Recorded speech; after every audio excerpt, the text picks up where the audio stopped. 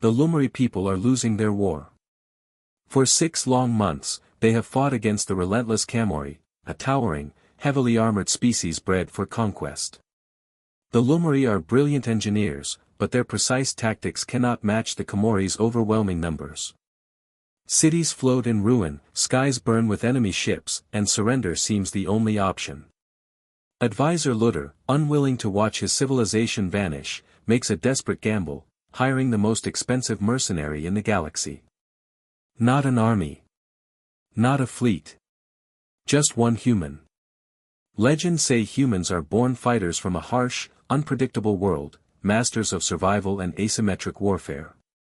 When a single drop pod falls from orbit into the heart of the Kamori command zone, the fate of the war changes forever.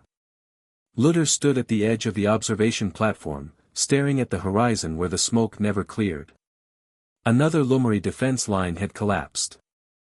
6 months of brutal war had taught him how to recognize defeat, and he was staring at it now. The Kamori advance was steady, methodical, and unstoppable. His people fought with courage, but courage alone could not crush overwhelming numbers. How many casualties, he asked, though he already knew the answer would be too high. The neural implant at the base of his skull buzzed, feeding a constant stream of grim updates into his mind. General Comer's voice followed, heavy and tired. 1,700 in Sector 4 alone. Lutter's throat tightened. And there's over 5,000. Comer shook his head. But it doesn't matter. They have more. The command center floated high above the planet, suspended by Lumari gravity engines. Through reinforced glass, they could see the burning world below, cities in flames, floating gardens collapsing into the oceans. Tactical displays washed the chamber in a cold blue glow, painting the tired faces of every officer present. The Kamori ships moved across the sky like silent predators. Unlike most invaders, they did not bombard from orbit. They destroyed only what they needed to, preserving the planet itself, as if the Lumari were pests to be cleared away before settling in. On the displays, enemy units shifted like a tide, closing around the last strongholds. Lutter's long fingers clenched at his side. The Lumari had never been a violent people, but they had fought with precision and skill. And yet, the Kamori adapted. Every tactic, every defense, broken. A sharp chime cut through the air. Incoming transmission. The main display shifted to show the face of Kamori General Hossier, his armored exoskeleton catching the light. His voice, smoothed by translation software, carried no warmth. Lumari leadership, Hossier began, you resist what is inevitable. Submit, and your species will be preserved, understudy. Comer stepped forward, voice cold. We will defend our world to the last. Your losses have been heavy. Why continue? Hossier's alien eyes narrowed. Because your kind represents a potential threat.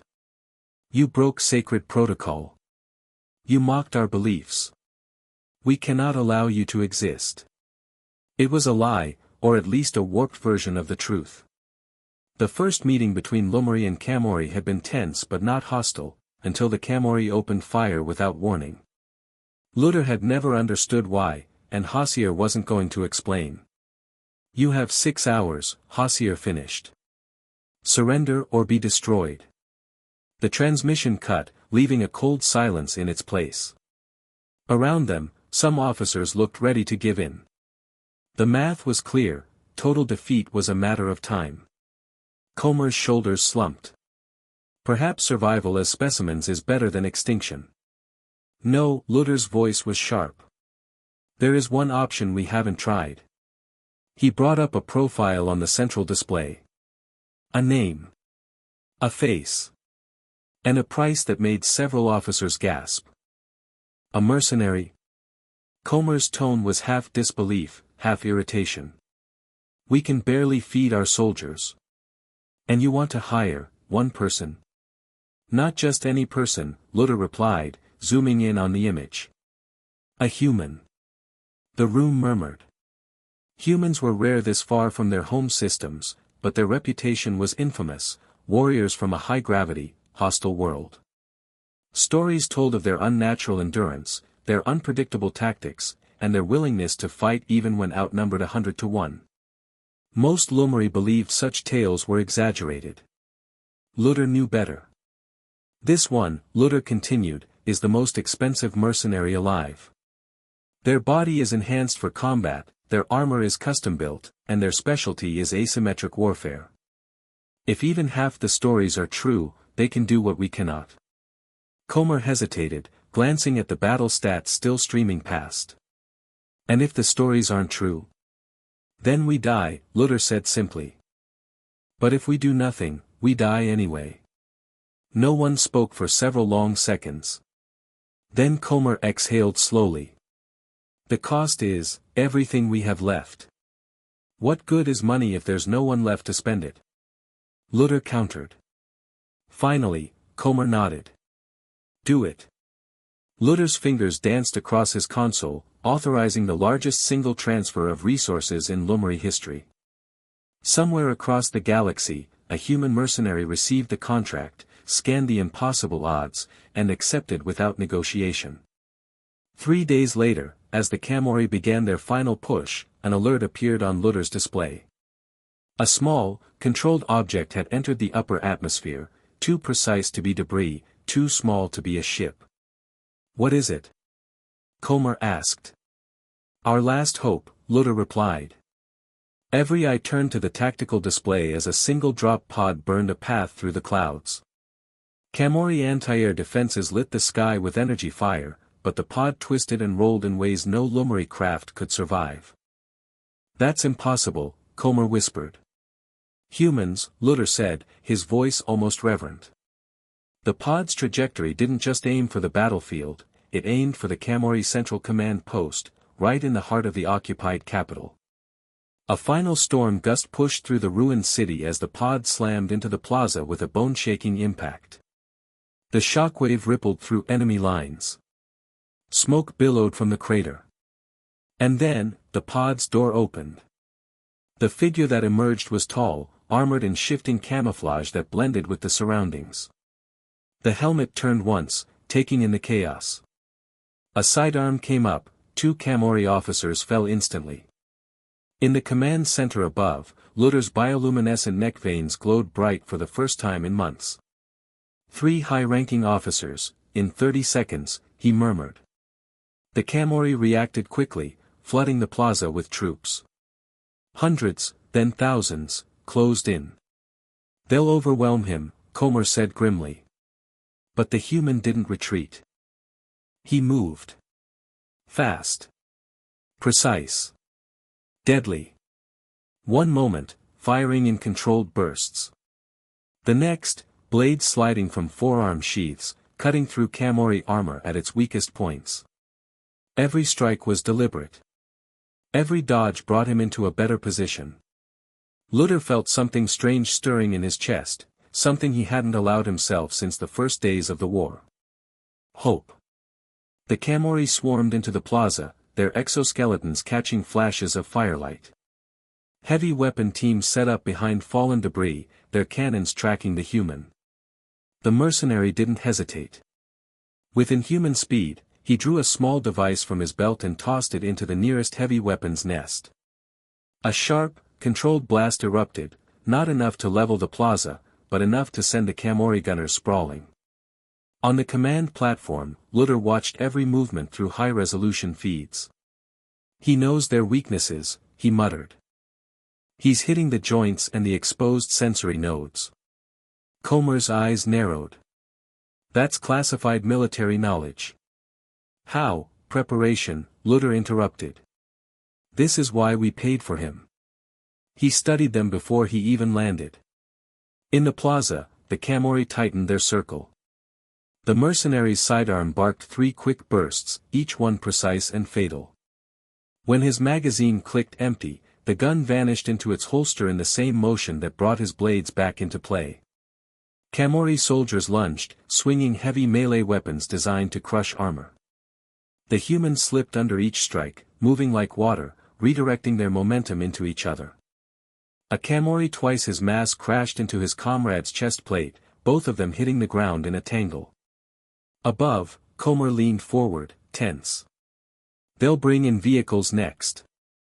As if on cue, a Camori combat walker stepped into the plaza, its rotary cannon whirring to life. The human sprinted toward it. That's suicide, Comer hissed. But the mercenary didn't slow. He leapt, caught the edge of the walker's armor plating, and scaled the machine in seconds. His hand slapped a magnetic device onto the chassis before he vaulted clear. A pulse of blue light rolled out from the device, an electromagnetic shock that killed the walker's systems instantly. It froze mid-step, then toppled to its side with a deafening crash. EMP charge, Comer said softly, half in awe. The mercenary's voice came through the comms for the first time, calm and almost casual. Primary target eliminated. Moving to secondary objectives. For command-level targets remaining. I trust you can afford the bonuses you promised.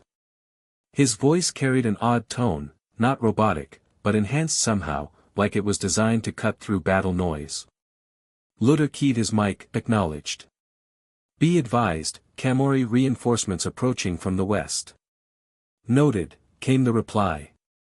The feed showed him weaving through alleyways, cutting down resistance as he made his way toward a fortified building where the second Camori general had been spotted.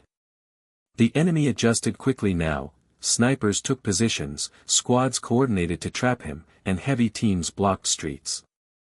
They've adapted, Comer noted grimly. They're treating him as a strategic-level threat. They're right to, Lutter replied. The human stopped in the shadows of a collapsed archway. His left gauntlet lit with faint blue light as he tapped a control. The armor shimmered, and his movements suddenly blurred. Cybernetic speed enhancements, Lutter realized. He launched into motion, faster than the Lumori cameras could track. Camori fire hit only where he had been a moment before. He was inside the sniper positions before they could adjust, dispatching them in seconds. The second general tried to flee in a hover transport. The mercenary drew a compact launcher from his back, fired once, and the transport's engines died mid-air. It dropped heavily to the street. The human was on it before the Camori inside could recover. A single shot ended the general's life. Secondary target eliminated, he reported. Below, panic began to spread among the Camori ranks. Lumori intelligence intercepted their comms. They called him something that translated roughly to Shadow Demon. They're afraid, Comer said, disbelief mingling with hope. Night fell across the battlefield. From the command platform, the feeds showed the human activating a field generator, light bent around him until he seemed to vanish. Camori patrols searched desperately, firing at every shadow, but found nothing. Should we send ground forces to support him? Comer asked. Lutter shook his head. No. We'd only get in his way. This is his kind of war, not ours. The third general had taken refuge in a bunker 2 districts away. The mercenary slipped inside without triggering a single alarm. The feed caught only the moment he emerged, the general's body left behind. 3 down, Lutter said softly. The Camori tightened their perimeter, pulling their remaining generals into constantly moving mobile command units. But the human adapted again. By dawn, he had scaled a half-collapsed building overlooking an intersection. The massive rifle on his back swung into place. Shot after shot, he eliminated Camori squad leaders with surgical precision, breaking their formations. An enemy aircraft swept in low, cannons blazing. The human released a swarm of tiny drones from his armor. They swirled into the engines, detonating in unison. The aircraft spiraled into a Camori artillery post. Drone swarm depleted, he reported matter-of-factly. Moving to position Bravo. The fourth general made the fatal mistake of coordinating his counterattack from a secure site. The human infiltrated without a sound, a microdart dropping the general instantly. The fifth and final general, watching his army collapse, made a desperate choice. He ordered every surviving soldier to converge on the human's position, thousands of Camori, determined to crush him under sheer numbers. They're concentrating everything, Comer said, tense. Even a human can't fight thousands at once. Lutter studied the map. Unless that's exactly what he wants. The human stepped into the center of a ruined courtyard. As the Camori closed in, he triggered another device, a localized EMP burst. Energy weapons died instantly. The Camori were forced into melee. Blades extended from his gauntlets. He moved through them like a force of nature, cutting, dodging, breaking armor at its seams. The courtyard became a storm of motion and steel. And then, the fifth general found himself staring at the human across the wreckage of his last soldiers. No words from the feed could be heard, only the sight of the general activating an emergency channel. All Camori forces, cease hostilities, the translation came through. We will withdraw. Silence fell in the command center. 6 months of hopeless war, turned in a single night. The Camori retreat began almost instantly. Across the burning capital, enemy soldiers abandoned defensive lines, pulling back toward their landing craft. The sudden shift in momentum felt unreal, like the moment after a storm when the air still hums with energy. Lutter watched it happen from the command platform, hardly daring to believe. They're actually leaving. Comer stood beside him, shoulders straight for the first time in months. One human turned the tide of an entire war, he said quietly. Not just any human, Lutter replied, eyes fixed on the tactical feeds. The most expensive one in the galaxy. Down below, the mercenary, now known to them as Merrick, walked calmly through the remains of the courtyard battle. His armor was scratched and dented, but his movements were as steady as when he had landed. The Camori fleet remained in orbit, holding position. This wasn't over yet. There would be negotiations, terms, and likely more threats. But the Lumri now had something they hadn't possessed since the first day of the war, leverage. The Lumri Council convened within hours. Comer, Lutter, and a small delegation prepared for the meeting with the Camori general, the only one left alive. They chose a neutral ground, a grand Lumri cultural center, one of the few structures in the capital that had survived the siege. Its high vaulted ceilings and crystal pane windows had once displayed art and history. Now, they would serve as the backdrop for ending a war. When the Camori delegation arrived, their leader's posture was tense. He'd seen what Merrick could do. Merrick himself stood silently behind the Lumri representatives. His armor had been cleaned, the reflective visor hiding his eyes. The visor's mirrored surface reflected the Camori general's own face back at him, a subtle psychological play that Lutter appreciated. This is unacceptable, the Camori general growled, tossing the data pad with the proposed surrender terms onto the table. We will withdraw and recognize your sovereignty, but reparations are out of the question. Merrick took one slow step forward. The motion alone made the general flinch. Perhaps I should clarify something, Merrick said. His voice carried the same calm authority as it had in battle. I'm not part of these negotiations. I'm insurance. The Camori sub-commander's brow furrowed. Insurance? It means, Lutter said, leaning forward, that while you were focused on this planet, we've been in contact with the human mercenary network. The general's eyes narrowed. Merrick has colleagues, Comer added smoothly. Many. And they are awaiting coordinates. It was a bluff, but a dangerous one. Lutter didn't blink. Merrick tapped something on his wrist, and a holographic projection appeared in the air, targeting data for the Camori home system. Another bluff, fabricated overnight by Lumri intelligence, but it looked authentic. The Camori general's sub-commander shifted uneasily. One human, Comer said softly, shattered your invasion. Imagine what a dozen could do to your homeworld. The general's posture changed. Some of the arrogance bled away. We did not come here for total war. No one ever does, Lutter replied. Yet here we are. The terms stand. There was a long pause. Finally, the general exhaled. We will withdraw. We will recognize Lumri sovereignty. But the reparations are the price of your education, Lutter interrupted sharply. You've learned a very expensive lesson about attacking planets without cause. Silence followed. Then the general reached for the data pad and pressed his seal of approval. The war was officially over. Hours later, as the Kamori delegation departed, Lutter approached Merrick outside the cultural center. The human was checking over his gear, preparing for departure. Your fee has been transferred, Lutter said. Including bonuses for each eliminated general. Merrick nodded once. Just business. Lutter studied him for a moment. Was it true? About your team being ready to deploy? A faint smile tugged at the human's lips. Would it matter? Lutter shook his head. No. The threat worked. Merrick's smile faded into something colder.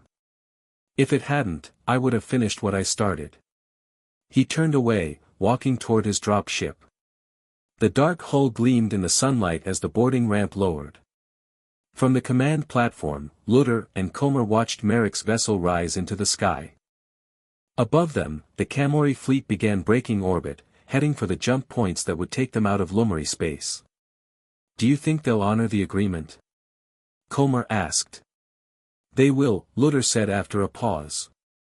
The galaxy will soon hear about what happened here. Some lessons only need to be taught once. The last Kamori ship vanished into faster-than-light transit. Below, the Lumari capital lay in ruins, but the people were emerging from shelters, sunlight touching their faces for the first time in weeks. The war had left scars, but it had not destroyed them. And somewhere out there, a single human mercenary was already on his way to the next impossible contract. The days following the Kamori withdrawal were filled with both relief and unease. The Lumari had survived, but the shadow of the invasion still loomed over every conversation. The capital's floating platforms, once vibrant with gardens and art, now carried the blackened scars of war.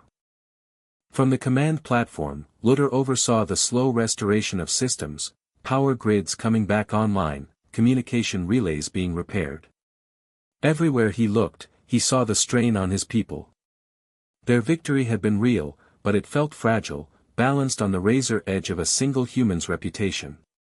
Comer joined him, a datapad in hand.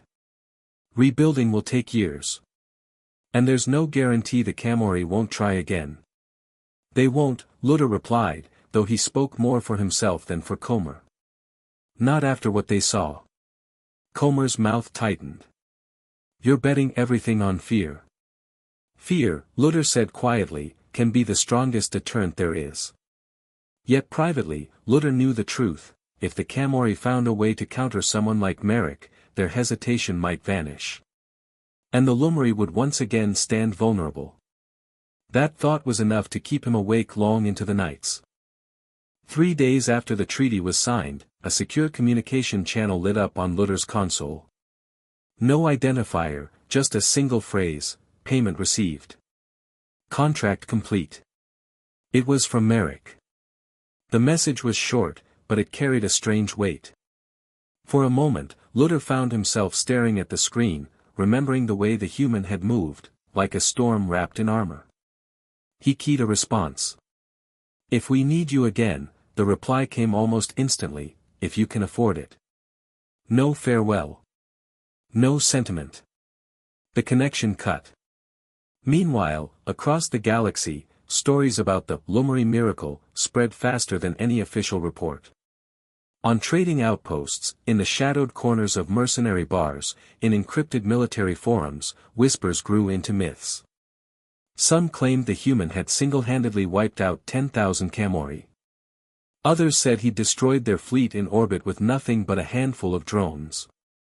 The numbers grew with every retelling, the line between truth and legend blurring until the real details hardly mattered.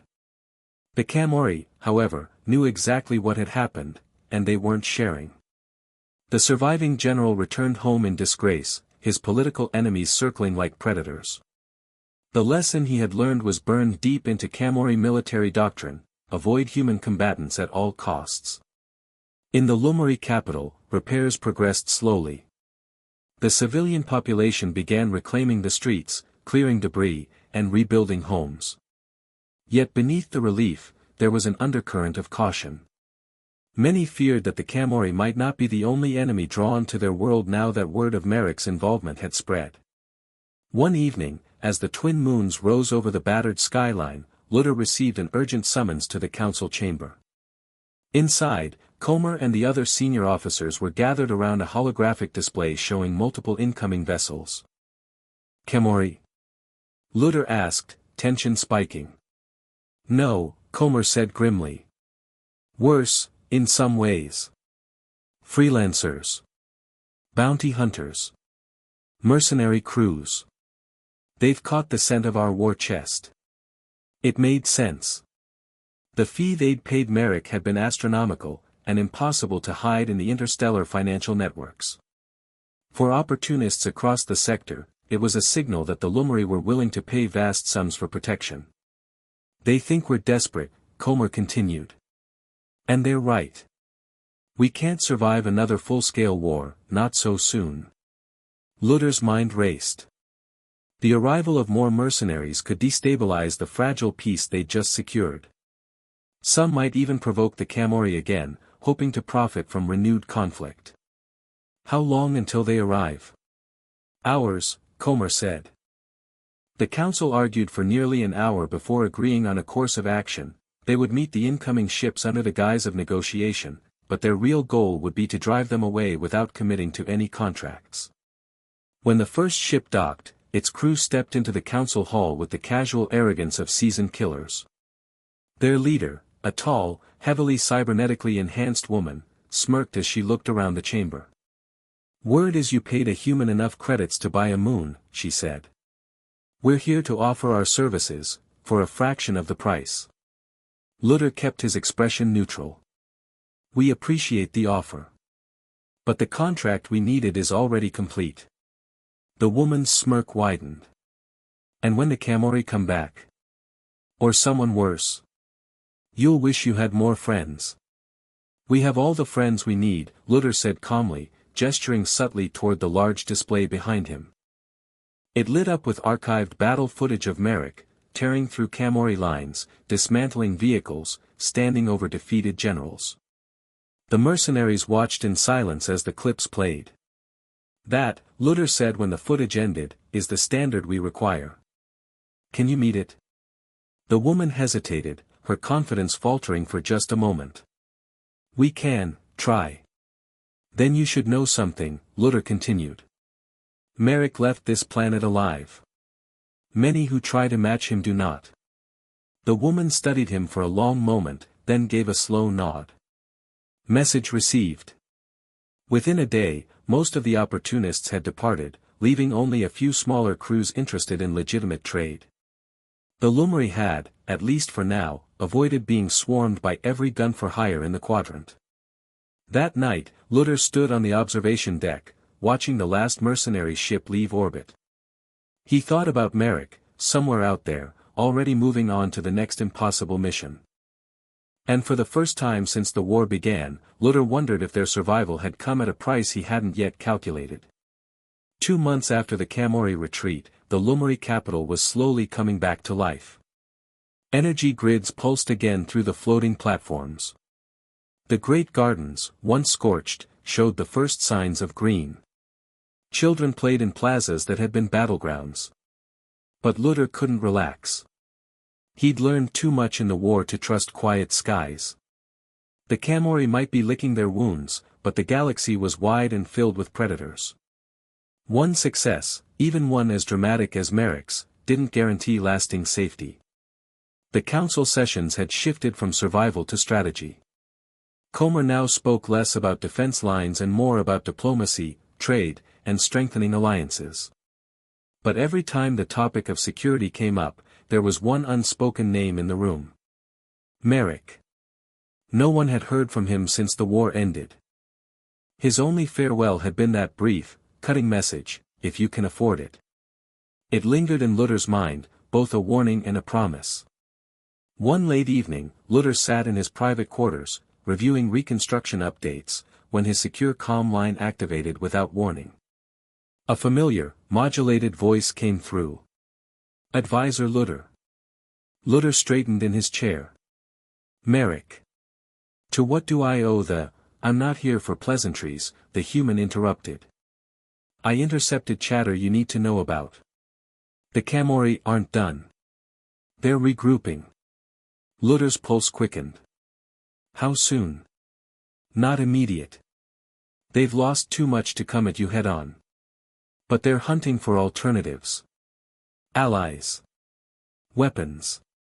A pause. And they're asking questions about your planet's defenses, and about me. They fear you, Lutter said. They do, Merrick agreed. That fear is your shield. But fear fades if it's not maintained. Lutter leaned forward. What are you suggesting? You need more than a single victory. You need a reputation. Not just yours, mine. They need to believe I'm watching. Always. Lutter understood. You want me to make them think you're still under contract. I'm telling you it will keep them away. And it will keep others away too. And your price? There was a faint chuckle. This time. Consider it, professional courtesy. You paid me enough already. Just make sure the story stays alive. The line went dead before Lutter could reply. The next day, the council chamber echoed with debates. Some argued against tying their survival to a mercenary's shadow.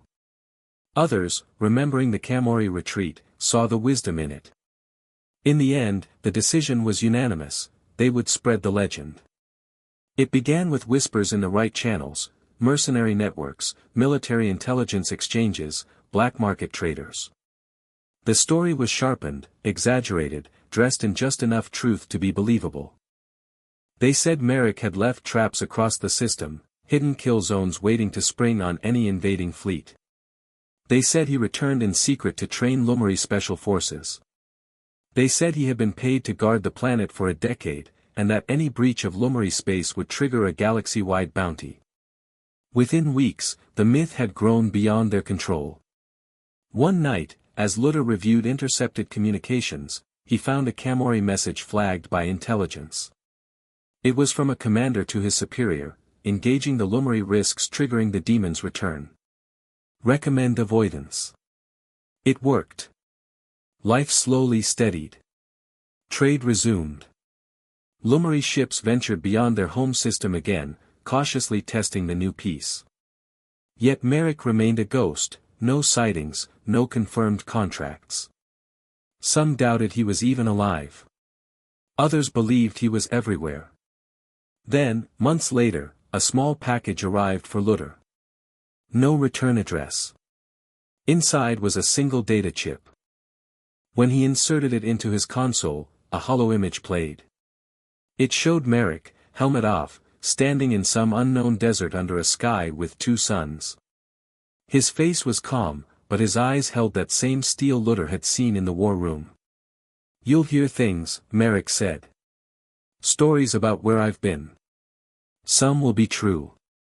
Most won't. Let them talk.